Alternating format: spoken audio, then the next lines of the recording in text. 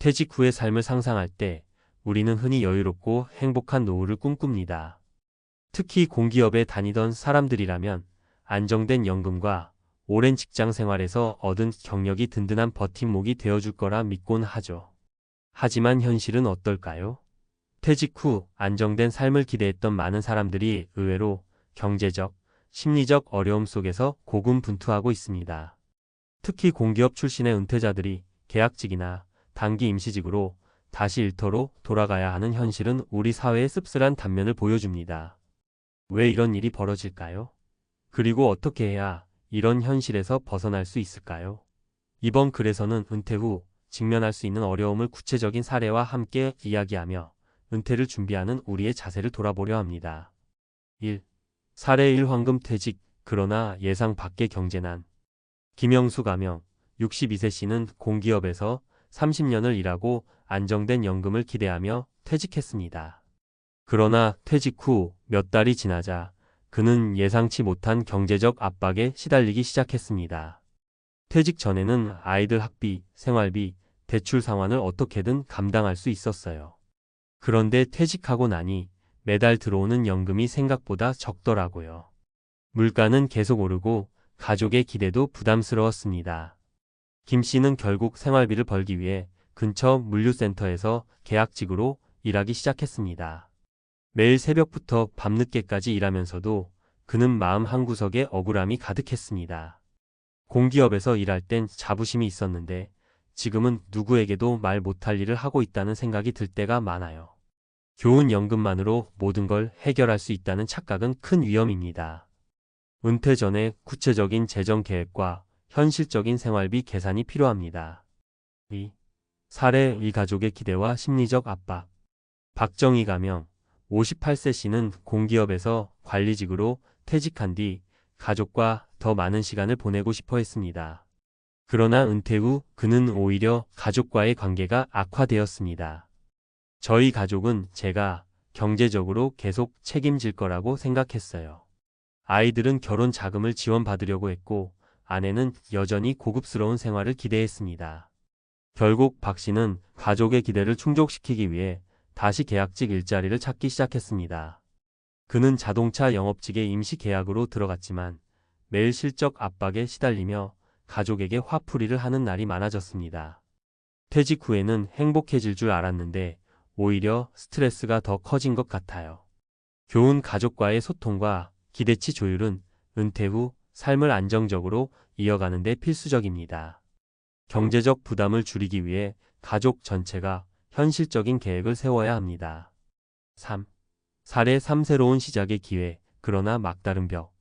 이정민 가명, 64세 씨는 공기업에서 퇴직한 뒤 자신의 경험을 살려 컨설팅 사업을 시작했습니다. 그러나 그는 곧 예상치 못한 어려움에 부딪혔습니다. 공기업에서의 경험이 민간에서는 그다지 매력적이지 않다는 걸 알게 됐어요. 제가 잘 알던 분야인데도 시장은 너무 빨리 변했고 제가 가진 기술은 시대에 뒤처져 있었습니다. 결국 이 씨는 사업을 접고 소규모 단기 계약직으로 일하게 되었지만 그마저도 경쟁이 치열해지면서 안정적인 수입을 얻기 어려웠습니다. 내가 쌓아온 모든 경력이 무용지물이 된 느낌이었어요. 더 젊고 기술적으로 앞선 사람들 사이에서 설 자리를 찾기가 힘들었습니다. 교훈 퇴직 후에는 기존 경력만 믿기보다 변화하는 시장에 맞춘 새로운 기술과 네트워크를 준비해야 합니다. 결론, 은퇴 준비는 선택이 아닌 필수. 이제 우리는 은퇴 후에도 계속 일해야 하는 시대를 살고 있습니다. 평균 수명이 길어지면서 은퇴 후의 시간이 길어진 만큼 단순히 퇴직금과 연금만 믿고 살아가기에는 불안 요소가 많습니다. 그렇다면 어떻게 준비해야 할까요? 재정 계획 세우기. 은퇴 후 필요한 생활비를 정확히 계산하고 이를 충족할 수 있는 재정적 대비책을 마련하세요. 기술 업그레이드. 퇴직 전에 새로운 기술이나 자격증을 취득해 은퇴 후에도 경쟁력을 유지하세요. 가족과의 소통. 은퇴 후 생활에 대한 가족의 기대를 현실적으로 조율하고 함께 계획을 세우세요. 심리적 준비. 은퇴는 또 다른 삶의 시작입니다. 새로운 도전을 긍정적으로 받아들이고 스스로의 가치를 재발견하세요. 은퇴 후의 삶은 준비된 만큼 풍요로울 수 있습니다. 오늘의 선택이 내일의 노후를 결정합니다. 현실을 직시하고 지금부터 차근차근 준비해 나가시길 바랍니다. 공기업 은퇴자의 비참한 현실, 해결책은 없는 걸까? 퇴직 후 삶은 더 이상 한가롭고 여유로운 황혼길만은 아닙니다. 앞서 본 사례들에서 알 수 있듯이 은퇴는 경제적 문제, 가족과의 갈등, 심리적 부담을 동반하는 또 다른 도전입니다. 특히 공기업 출신 은퇴자들은 오랜 기간 안정적인 환경에 익숙해져 있다 보니 퇴직 후 갑작스러운 변화에 대처하기 어렵습니다. 이번에는 전문가 관점에서 은퇴 후 삶의 질을 높이는 현실적인 방법과 구체적인 실천 전략을 제안해 보겠습니다. 1. 은퇴 후 재정 설계 가장 기본적인 생존 전략. 은퇴 후 경제적 어려움은 많은 사람들이 겪는 공통된 문제입니다.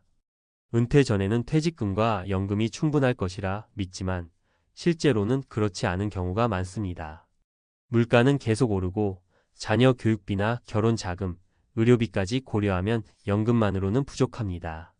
그렇다면 은퇴 전에 어떤 준비를 해야 할까요? 현실적인 조언. 지출 구조 점검하기. 은퇴 전후 생활비를 명확히 파악하세요. 필요한 최소 비용과 추가로 여유를 부릴 수 있는 비용을 나눠 계산해 보세요.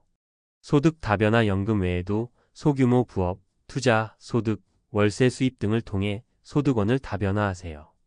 계란을 한 바구니에 담지 말라는 말처럼 다양한 소득원이 안정된 노후의 기반이 됩니다. 조기 투자 습관. 젊을 때부터 꾸준히 소액이라도 적립식 펀드, ETF 또는 배당주 투자 등을 통해 자산을 불려야 합니다. 전문가의 팁. 퇴직 5년 전부터는 재정적 시뮬레이션을 매년 실행해보는 게 중요합니다. 예상 지출과 소득을 비교하며 부족한 부분을 메울 방법을 찾아야 합니다. 2. 퇴직 후 경력 활용 경험을 자산으로. 많은 은퇴자들이 자신의 경력이 무용지물이 되었다고 느낍니다. 이는 퇴직 후 변화된 환경과 빠르게 변하는 시장에 적응하지 못했기 때문입니다. 그러나 잘 정리된 경력과 지식은 여전히 강력한 자산입니다. 현실적인 조언. 교육과 자격증 취득. 새로운 기술을 배우고 자격증을 따는 데 시간을 투자하세요. 최근 수요가 높은 분야로는 IT 기초, 유튜브 제작, 자산관리 등이 있습니다.